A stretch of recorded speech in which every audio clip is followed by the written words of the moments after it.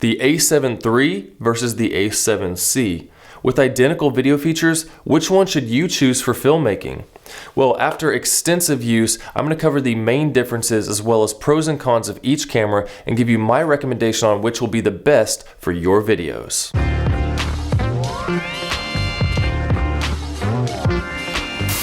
Hey everyone, Camber here, showing you how to use your camera to make good videos. And today we're looking at two very similar Sony cameras in the A7C and the A7 III.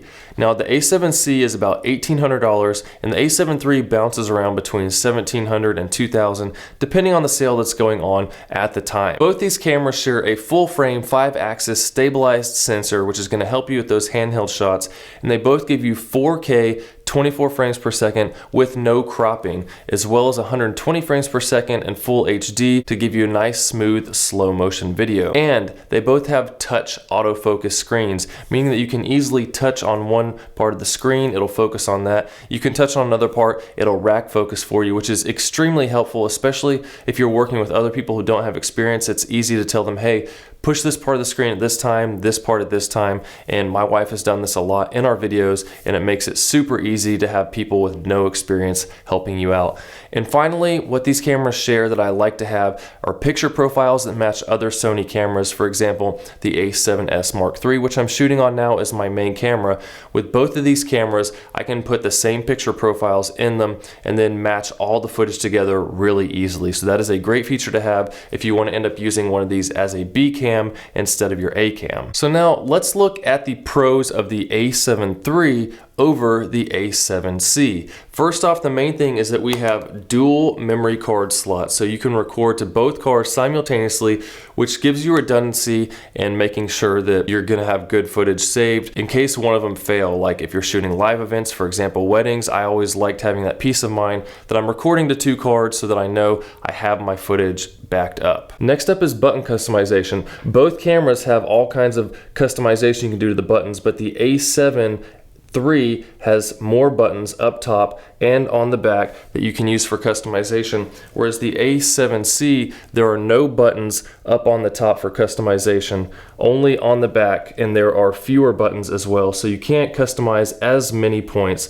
However, you do have the option to do function menus, so you can program most of the stuff you need in there. It's just getting used to doing a different route to get to your settings rather than just those custom buttons. And along with those custom buttons are also the dial. So we have the shutter speed dial here, the aperture on the back, and then I use this wheel for ISO on the A7 III. However, with the A7C, it no longer has the shutter speed dial there, which I do wish it had. It doesn't. That's one of the biggest downfalls I don't like. We still have the aperture dial here, and then this wheel is used for shutter speed, and then you can click the ISO button and it changes the wheel into ISO.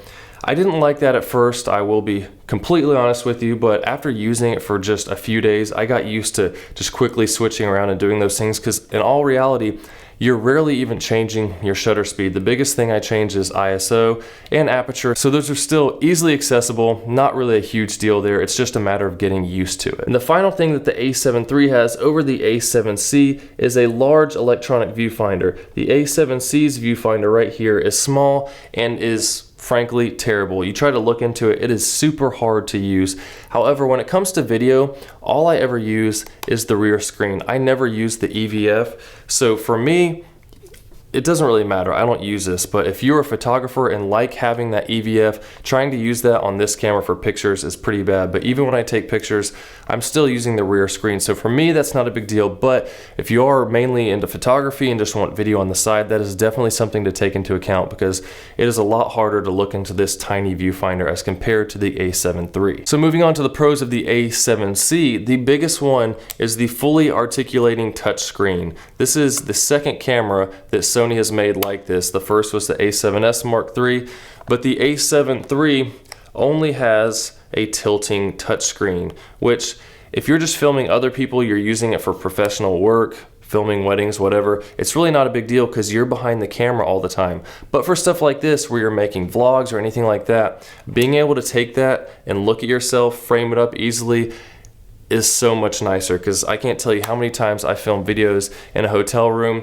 I set this camera up, I can't see myself, so I frame it how I want. I got to get over, hit record, talk a little bit, then I go back, check the video, then adjust, do all that stuff. It's a bit of a pain if you're doing any kind of filming of yourself. So this camera, having that screen, being able to turn around and look at yourself, super convenient, and to me that is worth it in this camera, just that feature alone. And the second thing that the A7C gives you that the A7 III does not have is unlimited video recording. If you're not familiar, most cameras, especially older ones now, all have a 30-minute video recording limit based on old tax laws, and I have another video on that that'll explain more about it. All Canon cameras have it, but all the newer Sony cameras, they have gotten rid of the 30-minute recording limit. So you press record, you're good to go for as long as your battery or your memory card lasts. No issues there. You don't have to set a timer to hit record again, like I always had to do with this camera. I'd set a 29-minute timer and then restart my camera again once that time was up. Especially annoying if you are shooting, once again, I'm talking about weddings a lot, but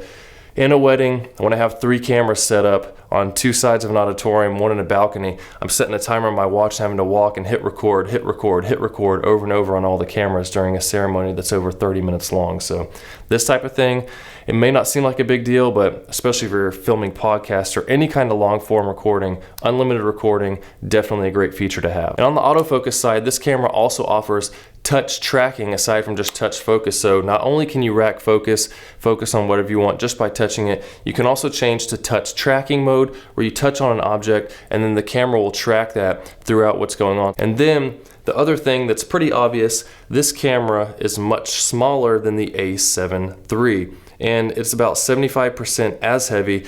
And for me, the lighter the camera, the better. I'm traveling all the time with gear, and the lighter I can make my stuff, the more compact, the better. It depends on your preference, really. If you like a heavier camera, then A7 III is a good way to go. So out of the A7 III and the A7C, which one would I choose for video? And I have to say I'm going with the newer A7C, mainly because of the flippy screen, which is really nice to have, as I was saying, and the smaller size.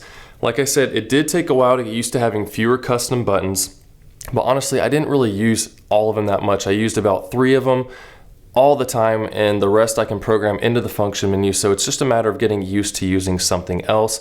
And the biggest downfall for me, though, having to get used to, is having only that single SD card slot and not having a backup for the footage. However, I have never had an SD card fail while recording yet.